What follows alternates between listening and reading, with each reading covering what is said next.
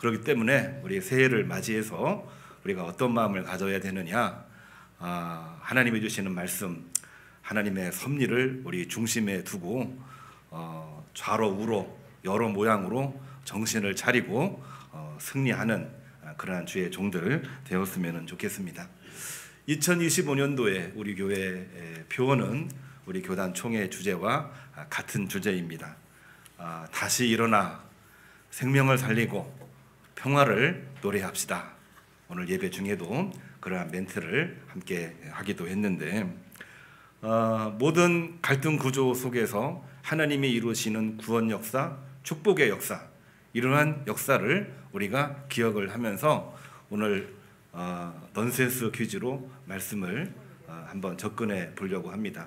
오늘도 정신을 바짝 차리시고 한번 맞춰 보시기를 바랍니다. 여러 갈등을 얘기했는데 우리가 알고 있는 또 하나의 갈등 구조가 있습니다. 고부 간의 갈등이 있지요. 물론 그거를 잘 극복해서 아름다운 조화를 이루는 것도 있습니다만 여전히 고부 간의 갈등은 존재하고 있습니다. 넌센스 퀴즈 나갑니다. 시어머니와 며느리가 고부 간이죠. 사업을 해서 큰 돈을 벌 수 있는 사업이 있답니다. 그 사업을 7글자로 줄이면 뭐라고 말할 수가 있을지 말씀해 보시기를 바랍니다. 고부간의 갈등이 힌트가 되겠습니다. 시어머니와 며느리가 마음을 모아서 큰 돈을 벌어 성공할 수 있는 사업이 있습니다. 7글자. 너무 어려워요. 어려워요? 예, 아이고. 예, 오늘 말씀으로 접근하기 위해서 제가 말씀을 드리면은 고부가가치 사업이 되겠습니다. 이해가 되셨습니까? 제가 한번 해설을 해드릴게요. 고부가가치 사업을 하면은 큰 돈을 벌 수 있다는 얘기고요. 고부가 같이 사업을 하면 성공한다는 그러한 표현이 되겠습니까? 예, 뭐 우리가 언어를 통해서 말씀을 기억하자는 의도니까 금년 2025년도에 고부가 가치 사업으로 승리하시기를 주님의 이름으로 축복합니다. 예, 아멘 없어요. 2025년도에 같이 있든 멀리 있든 마음을 모으는 거는 그 안에서 하나님이 함께 하시는 복이 분명하게 있습니다. 그러한 복이 있기를 주님의 이름으로 축복합니다. 큰 복이 있으려면은 고부가 하나가 되는 마음을 갖는 것, 이것이 매우 중요합니다. 그거를 잘 가지고 있을 때 역사가 이루어지는 겁니다. 예수님이 어둠을 뚫고 빛으로 오신 것도 빛과 어둠은 같이 할 수가 없는 그러한 존재입니다. 그러나 어둠을 뚫고 빛으로 오셨기 때문에 우리에게 구원 역사, 축복의 역사가 이루어진 겁니다. 우리가 큰 일을 원하고 있고 성공을 원하고 있는데 정말 큰 일과 성공을 원한다라고 한다면은 우리는 뚫고 넘어야 될 산들이 분명하게 있습니다. 그거를 뚫고 2025년 표 다시 일어나 생명을 살리고 평화를 노래하자, 이 말씀대로 하나님 예비하신 복이 우리 모든 교우들에게 넘치기를 주님의 이름으로 축복합니다. 오늘 말씀 마태복음 13장 17절 우리 임바울 집사님이 낭독하신 말씀도 예수님께 겸손과 순종함으로 세례 요한의 세례를 받으시자 하나님이 하늘에서 말씀하고 계십니다. 이는 내 사랑하는 아들이요 내 기뻐하는 자라. 자, 이 말씀도 함께 할 수 없는 그러한 이야기입니다. 예수님이 세례를 받으실 분입니까? 아니지요. 세례 요한이 예수님에게 세례를 베풀 수가 있는 존재입니까? 그럴 수 없는 존재이지요. 그러나 하나님은 역사를 만드시기 위해서, 우리 인간에게 생명을 주시기 위해서, 우리 모든 인간을 당신 백성, 당신의 권속으로 만드시기 위해서 어둠을 뚫고 이 땅에 내려오시게 하셨고, 이 땅에 내려오신 예수님도 원래 할 수 없는 그러한 일들을 하신 거예요. 어떻게 하셨느냐? 겸손과 순종함으로, 세례를 받으심으로 말미암아 하나님이 맡기신 구원 사역, 이것을 이루시도록, 다시 말해서 새로운 시작을 할 수 있도록 예수님께서 직접 우리들에게 보여주신 것입니다. 2025년 우리가 새로운 시작, 이는 내 사랑하는 아들이요 내 사랑하는 자니라, 이 말씀을 기억을 하면서 오늘 말씀을 함께 나누도록 하겠습니다. 이 말씀을 마태라고 하는 기자만 얘기한 게 아닙니다. 구약성경 이사야 선지자도 이사야 66장 13절에서 23절을 보면은 모든 민족이 함께 예배할 날을 예언하면서 포로에서 돌아온 백성들에게 새로운 시작을 선포합니다. 얼마나 힘들어요. 포로에서 귀환했는데 얼마나 여러 가지로 혼돈스러워요. 그런 가운데에 하나님께 함께 예배할 날을 예언하면서 우리 다 같이 새로운 시작을 합시다. 오늘 본문과도 연동되는 말씀이 되겠습니다. 신약 성경에 나오는 이 사도 요한계시록 21장 21절에서 25절을 보면은 우리가 다 기억하고 있는 말씀입니다. 주님 다시 오시는 그날에 우리의 눈물을 닦아주실 주님과 그날에 이루어 주실 새하늘 새 땅, 다시 말해서 천국 복음을 믿으라 편지하면서 여러분 새로운 시작을 출발하시기를 바랍니다. 이게 바로 요한계시록의 메시지가 되겠습니다. 우리는 금년 2025년 늘 새해의 새로운 마음을 갖자 이야기를 합니다만 더 특별하게 우리 마음가짐을 가져야 되겠습니다. 주님의 발자취를 따라서 하나님이 말씀하시기를 내 사랑하는 아들이요 내 기뻐하는 자라, 그 말씀을 마음속에 담고 2025년도 힘차게 승리하시기를 주님의 이름으로 축복합니다. 새로운 시작은 하나님의 약속과 강복하심으로 출발을 합니다. 하나님 말씀을 내 마음속에 모실 때에 그때에 비로소 출발이 되는 것입니다. 마태복음 3장 16절, 예수님이 세례를 받으시자 하늘이 열리고 성령이 비둘기같이 내려와 예수님 위에 임하셨고 하늘에서 이는 내 사랑하는 아들이요 내 기뻐하는 자라, 하나님의 음성이 들렸다. 이 말씀을 오늘 꼭 기억을 하시기를 바랍니다. 이 말씀의 의미는 뭡니까? 예수님이 하나님의 아들이시오 구원자이심을 확증해 주는 하나님의 말씀입니다. 직접 하신 말씀이기도 하지요. 뿐만이 아니라 예수님의 구속사역, 공생의 사역, 우리의 생명을 살리시기 위한 사역이 하나님이 함께 하심으로 시작이 된다는 시작의 선언을 말씀해 주시고 있는 것이기도 합니다. 우리도 금년 새해를 출발하면서 내 사랑하는 아들이요 내 기뻐하는 자라, 이 말씀을 내게 주신 말씀으로 받아들이고 고백하고 그 믿음으로 출발하는 것이 얼마나 중요한지 알 수가 없습니다. 우리가 매우 익숙하게 들었던 하나님의 말씀이 있지요. 생명책에 기록하여 주옵소서. 요한계시록 21장 27절에 나와 있는 말씀인데요. 오직 어린 양의 생명책에 기록된 자만 천국에 들어가리라. 너무나도 중요한 말씀 아닙니까? 그 말씀의 전후 맥락을 한 번만 더 살펴보면 뭐냐면요, 이런 얘기입니다. 하나님의 강복하심과 약속 위에 먼저 이겨놓고 말씀을 받아들이고 고백하고 다짐하고 결단하고 예배를 통해서 먼저 이겨놓고 먼저 이기는 겁니다. 예배를 통해서. 그런 다음에 모든 짐승의 유혹을 이겨내고 천국에 들어간 사람들이다. 이렇게 해석을 할 수가 있는 것입니다.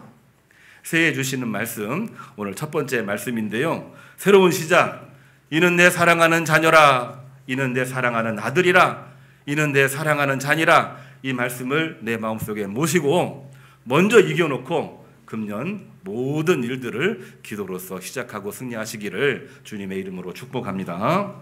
두 번째로는 새로운 시작은 겸손과 순종으로 시작됩니다. 출발은 말씀으로 출발하지만 겸손과 순종으로 모든 일이 진행되는 것입니다. 마태복음 3장 14절, 세례를 베풀어야 될 예수님이 하나님의 뜻을 이루시기 위해 세례 요한에게 세례를 받으시며 자신을 낮추고 순종하셨습니다. 겸손과 순종이 빠른 시일 안에 모든 것들을 다 변화시키는 것은 아닙니다. 어떤 때는 겸손이 힘들게 느껴질 수도 있습니다. 그만큼 겸손을 하고 말씀에 따라 순종한다는 것이 그렇게 쉬운 것만은 아닙니다.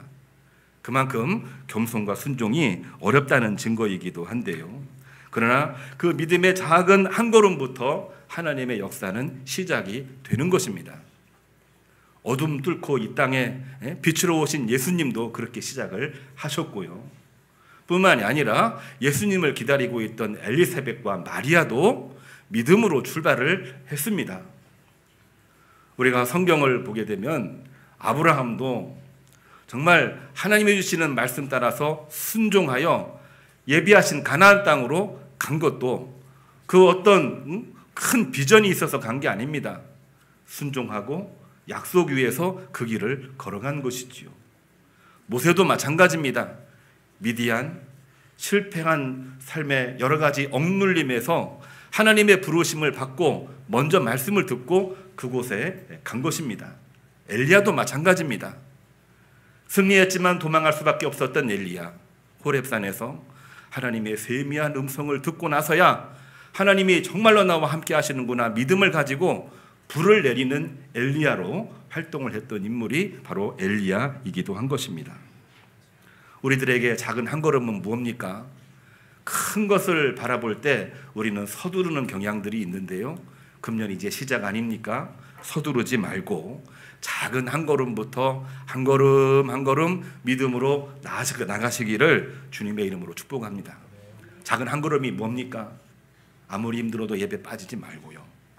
그리고 말씀을 읽고 말씀의 뜻을 내 마음속에 새기고 적용을 하고 매일매일 같이 기도하는 일들을 쉬지 말고 그곳으로 시작해서 가정에서 일터에서 교회에서 복음의 씨앗을 뿌리는 일들 정말 끊임없이 중단 없이 정말 주신 그 소명대로 믿음으로 나갈 때 하나님께서는 길을 열어주십니다.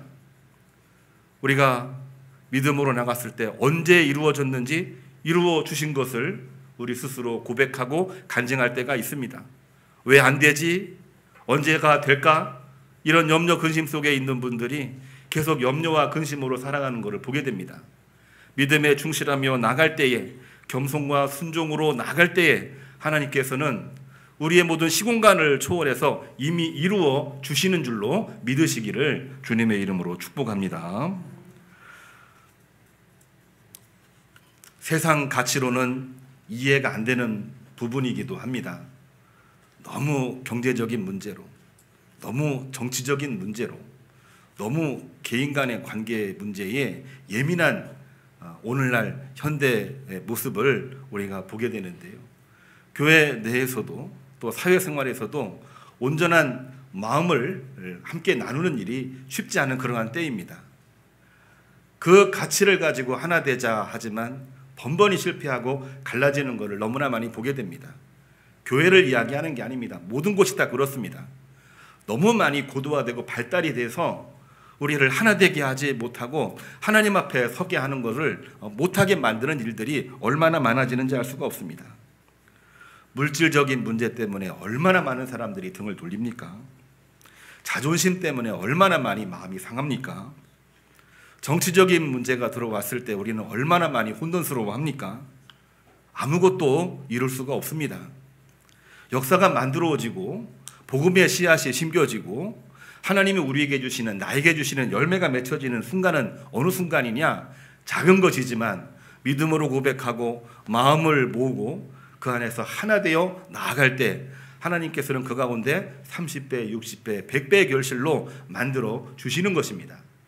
예수님의 이 순종과 겸손을 통해서 어떠한 일들을 이루셨습니까? 결국에는 제자들을 모으게 되고 말씀을 증거할 때에 사람들이 은혜를 입었고 치유의 역사를 통해서 몸이 나옴과 동시에 우리에게도 구원이 있다라고 하는 확신을 갖게 되었습니다. 그 일을 완성하시기 위해서 예수님은 죽기까지 복종을 하셨고 사망 권세 이기시고 부활하신 다음에 우리로 하여금 영원한 승리의 길을 말씀으로 우리에게 주신 것입니다. 주님께서 직접 모습을 보여주셨고 그 길을 걸어가셨는데 주님을 따르는 사람, 크리스찬들은 어떻게 살아가야 됩니까?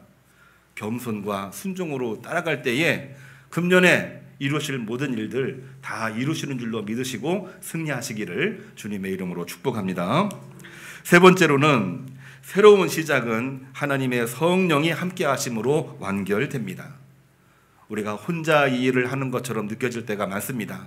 그러나 믿는 사람들은 결코 혼자가 아닙니다. 하나님이 함께 하십니다. 성령을 통해서 함께 하십니다. 오늘 말씀과 연동되고 있는 시편의 말씀이 바로 그 내용을 담고 있습니다. 하나님이 성령을 통해 우리를 위로하시고 인도하시는 모습을 그대로 보여주고 있습니다. 시편 147편 13절 제가 읽어드리겠습니다.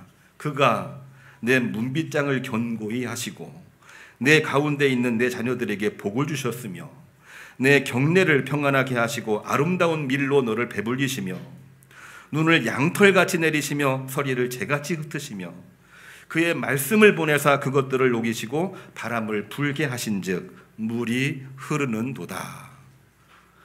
시편 기자는 하나님의 함께하심을 성령을 통해서 경험을 하고 고백하며 하나님을 찬미하는 내용이 여기에 나와 있습니다. 새로운 시작을 알리는 하나님의 말씀을 오늘 선포했는데요.